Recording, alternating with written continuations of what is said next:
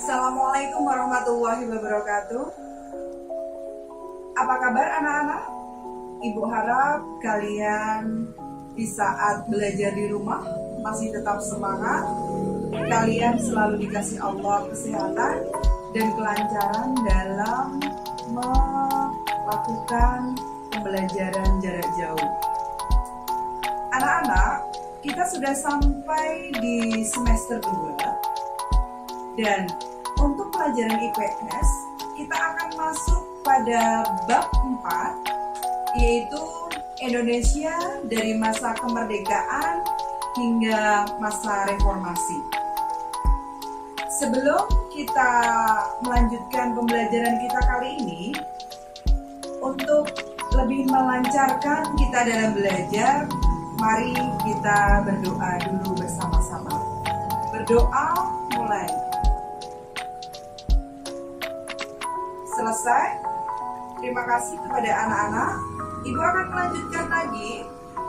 Di bab 4 ini kita akan membahas 5 materi.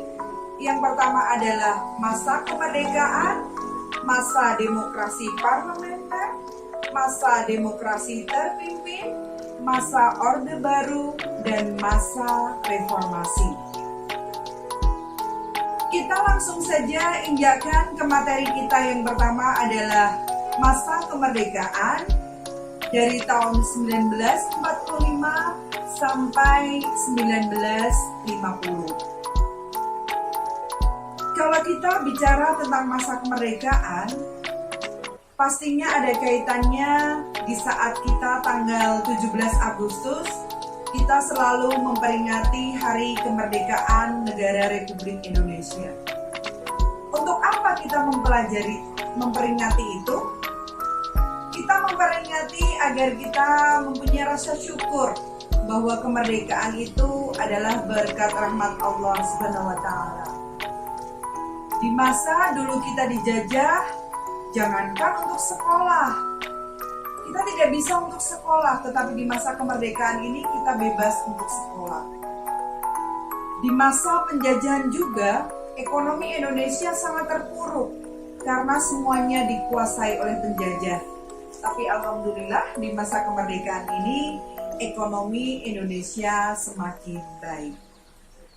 Nah, sebelum Ibu lanjutkan pada materi kita tentang masa kemerdekaan, Ibu akan memberikan tujuan pembelajarannya. Tujuan pembelajarannya yang pertama, mengidentifikasi perkembangan politik, ekonomi, sosial, budaya di Indonesia pada masa kemerdekaan. 2. Menjelaskan perkembangan masyarakat Indonesia pada masa kemerdekaan.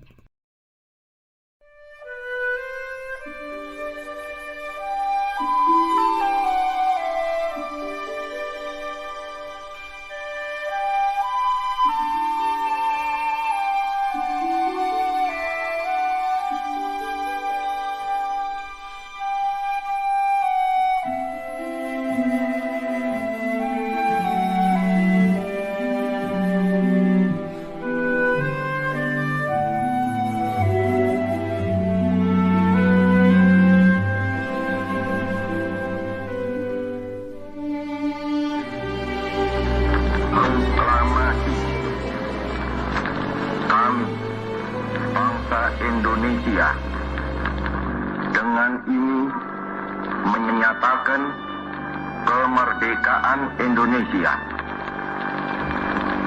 Hal-hal yang mengenai pemindahan kekuasaan dan lain-lain diselenggarakan dengan cara saksama dan dalam tempo yang sesingkat-singkatnya.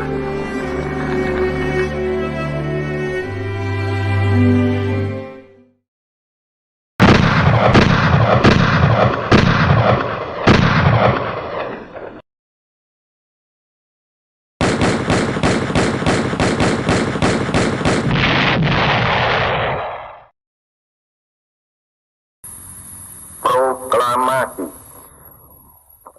Kami, bangsa Indonesia, dengan ini menyatakan kemerdekaan Indonesia. Hal-hal yang mengenai pemindahan kekuasaan dan lain-lain diselenggarakan dengan cara saksama dan dalam tempo yang sesingkat-singkatnya. Jakarta, 17 Agustus 1945, atas nama bangsa Indonesia, Soekarno, Hatta. Masa kemerdekaan yaitu antara 1945 sampai 1950. Submada materi masa kemerdekaan. Yang pertama adalah proklamasi kemerdekaan, yang kedua terbentuknya NKRI dan perjuangan mempertahankan kemerdekaan. Proklamasi kemerdekaan. Proklamasi kemerdekaan itu tidak didapat dengan cara cuma-cuma.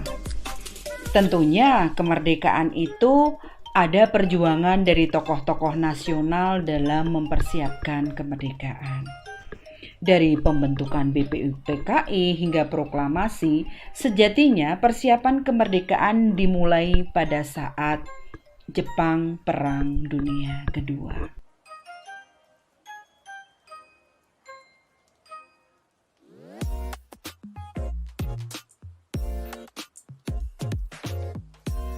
Kala itu, Perdana Menteri Jepang Jenderal Kuniaki Kaiso menjanjikan kemerdekaan kepada Indonesia, yaitu tujuannya untuk menarik simpati rakyat Indonesia.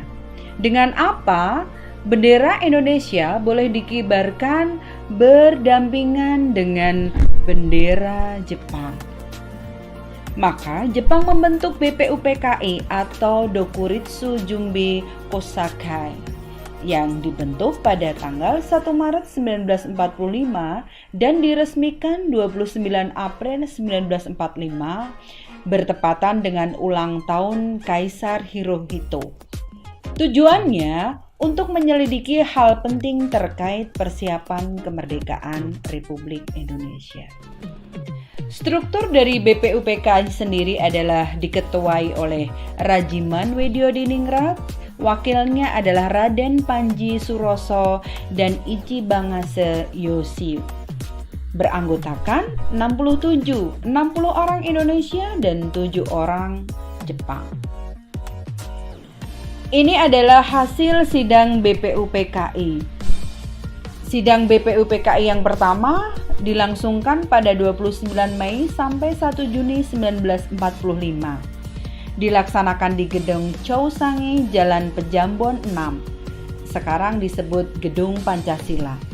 Membahas tentang rumusan dasar negara Republik Indonesia. Sedangkan sidang BPUPKI yang kedua itu pada tanggal 10 sampai 17 Juli 1945. Membahas bentuk negara. Sidang BPUPKI yang kedua pada tanggal 10 sampai 17 Juli 1945 membahas bentuk negara, rancangan Undang-Undang Dasar hingga pendidikan di Indonesia.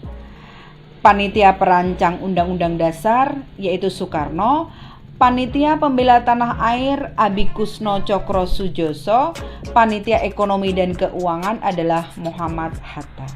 Hasil sidang BPUPKI yang pertama 29 Mei 1945,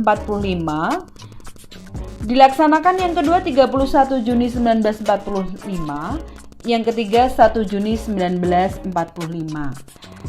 yaitu tentang perumusan Pancasila oleh Mohyamin, Supomo, dan Soekarno.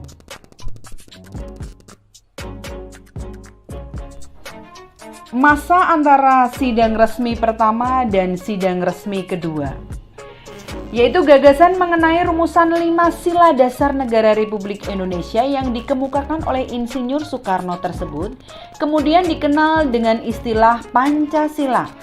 1 Juni ditetapkan sebagai hari lahirnya Pancasila.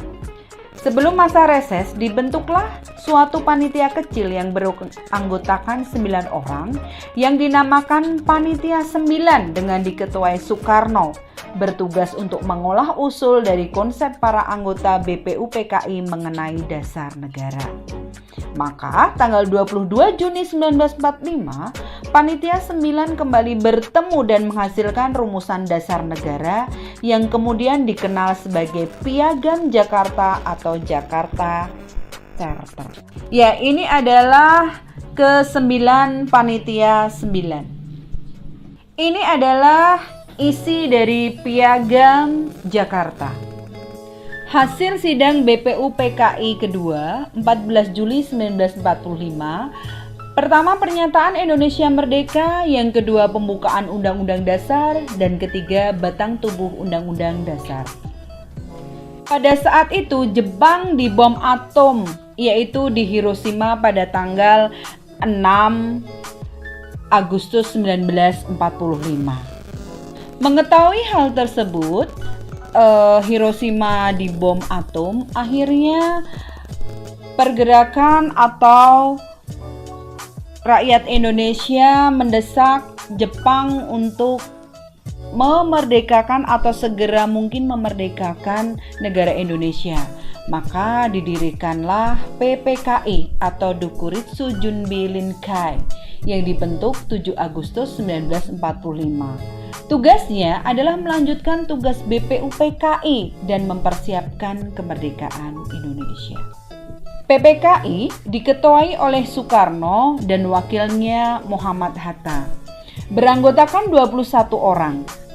12 dari Jawa, 3 dari Sumatera, 2 dari Sulawesi, masing-masing 1 dari Kalimantan, Nusa Tenggara, Maluku, dan 1 perwakilan etnis Tionghoa. Hasil sidang PPKI 1, 2, dan 3. Sidang pertama pada tanggal 18 Agustus 1945, sidang kedua 19 Agustus 1945, dan sidang ketiga 22 Agustus 1945. Pada tanggal 14 Agustus 1945, Jepang menyerah tanpa syarat kepada sekutu. Mendengar berita tersebut, para pemuda segera beraksi agar proklamasi kemerdekaan dilaksanakan secepatnya. Syahrir dan beberapa pemuda menemui Soekarno dan Hatta. Tetapi golongan tua tidak akan berpendapat bahwa kemerdekaan harus dilakukan melalui revolusi secara terorganisir. Untuk itu perlu dibicarakan dalam rapat PPKI. Tetapi golongan muda mengatakan bahwa kemerdekaan itu adalah hak semua rakyat Indonesia, tidak perlu tergantung kepada negara atau bangsa lain. Peristiwa Rengas Dengklok 16 Agustus 1945. Rengas Dengklok dipilih untuk mengamankan mereka karena letaknya yang terpencil dan merupakan markas tentara peta. Peristiwa itu terjadi pada tanggal 16 Agustus 1945 pukul 3. Soekarno dan Hatta dibawa ke Rengas Dengklok, Karawang, untuk kemudian didesak agar mempercepat proklamasi kemerdekaan Republik Indonesia dan tidak terpengaruh oleh Jepang. Akhirnya, Soekarno pun menyetujui pelaksanaan proklamasi. Golongan tua dan muda sepakat untuk menggelar proklamasi pada 17 Agustus 1945 di kota Jakarta. Bersama tokoh penting lainnya, Soekarno menyusun naskah proklamasi di rumah Laksamana Maeda. Pesan teks proklamasi. Perumusan naskah proklamasi dilakukan di ruang makan rumah Laksamana Maeda oleh 3 orang tokoh kemerdekaan Indonesia. Hatta dan Ahmad Subarjo menyumbangkan pemikiran secara lisan. Soekarno bertindak sebagai penulis rumusan konsep proklamasi. Hal yang berkaitan dengan perumusan teks proklamasi. Soekarno pengusul penandatanganan naskah proklamasi oleh Soekarno-Hatta. Sayuti Melik mengetik naskah proklamasi. Fatmawati penjahit bendera merah putih. Dan 3 perubahan kata dalam naskah teks proklamasi. Proklamasi Kemerdekaan Indonesia. Proklamasi adalah momentum penting bagi bangsa Indonesia. Kemerdekaan bangsa Indonesia merupakan langkah awal untuk menata diri agar diakui keberadaannya oleh dunia internasional. Dilaksanakan di Rumah Soekarno di Jalan Pegangsaan Timur nomor 56. Hal yang berkaitan dengan peristiwa proklamasi, pengibar bendera oleh Latih Hendraningrat dan Suhut dilanjutkan menyanyikan lagu Indonesia Raya. Sambutan oleh Suwiryo, Wali Kota Jakarta. Arti penting proklamasi bagi Indonesia adalah pertama lahirnya NKRI, kedua titik tolak pelaksanaan amanat penderitaan rakyat, tiga puncak perjuangan pergerakan kemerdekaan. Sambutan rakyat terhadap proklamasi. Tanggapan di beberapa daerah.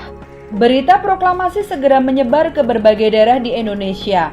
Pekik merdeka mewarnai salam masyarakat Indonesia di setiap gang, pasar, lembaga pendidikan, dan berbagai tempat umum lainnya. Rasa syukur atas kemerdekaan dilakukan dengan berbagai cara. Doa syukur dikumandangkan di tempat-tempat ibadah sesuai dengan agama dan kepercayaannya.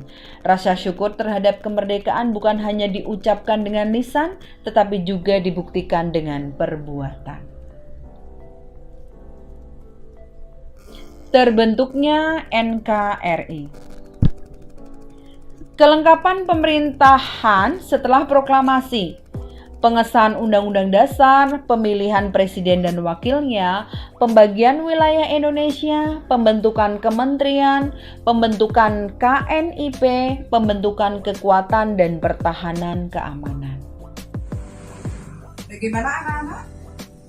Apakah sudah jelas dengan materi yang tadi sudah Ibu sampaikan? Nah, pada dasarnya kemerdekaan yang telah membawa perubahan yang sangat besar terhadap kehidupan masyarakat Indonesia.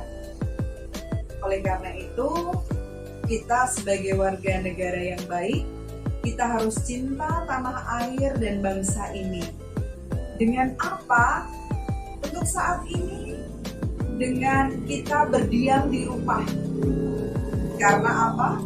Karena wabah virus corona yang ada masih belum reda, bahkan mungkin semakin banyak korban di sekitar kita. Ibu harapkan bagi kalian yang memang tidak punya keperluan apapun di luar, lebih baik berdiam diri di rumah sambil kalian belajar. Tidak lupa kita selalu berdoa agar Allah segera menghilangkan virus yang ada untuk saat ini. Anak-anak semuanya tetap semangat. Kalian, Ibu tahu kalian adalah anak-anak hebat. Kalian bisa mengerti apa yang ada pada saat ini, bahwa sekali lagi kita lebih baik diam di rumah kalau tidak punya keperluan apapun di luar. Nah, untuk materi kita selanjutnya, kita akan membahas nanti tentang masa demokrasi parlementer yang akan terjadi di tahun 1950 sampai 1959. Terima kasih anak-anak sudah menyimak materi yang sudah Ibu berikan. Assalamualaikum warahmatullahi wabarakatuh.